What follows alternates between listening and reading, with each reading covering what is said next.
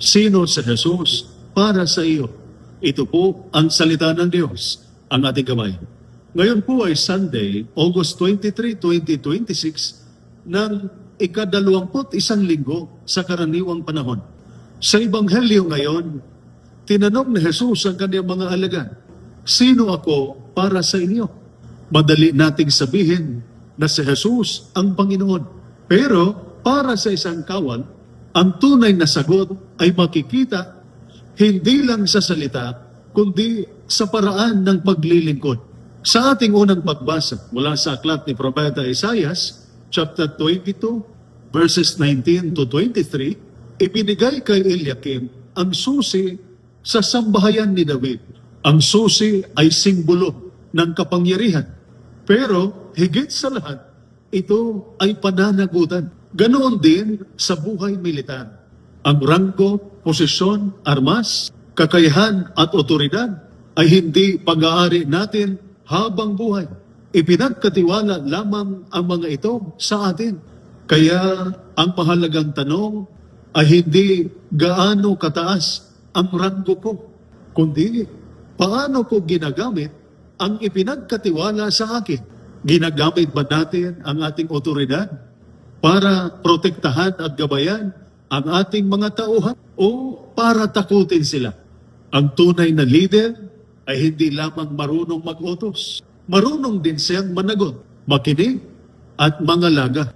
Sa ating ikalawang pagbasa, mula sa sulat ni San Pablo sa mga taga-Roma, chapter 11, verses 33 to 36, ipinapaalala ni San Pablo na hindi lagi nating maunawaan ang mga paraan ng Diyos. Bilang kawal, may mga pagkakataong maitanong natin, Panginoon, bakit dito ang assignment ko? Bakit kailangan naming pagdaanan ito? Bakit hindi nangyari ang ipinagdarasal ko?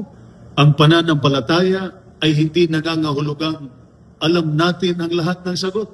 Ang pananampalataya ay pagtitiwala sa Diyos kahit hindi natin nauunawaan ang lahat. Sa ating Ebanghelyo, mula sa Ebanghelyo ni San Mateo, chapter 16, verses 13 to 20, sinabi ni Pedro, ikaw ang Kristo, ang anak ng Diyos na buhay. Pagkatapos niya kilalanin si Jesus, binigyan siya ng misyon. Ganoon din tayo.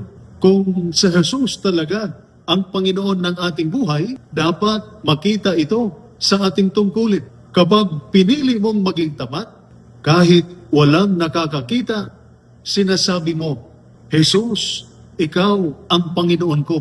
Kapag hindi mo inaabuso ang kapangyarihan at ranggo, Jesus, ikaw ang Panginoon ko.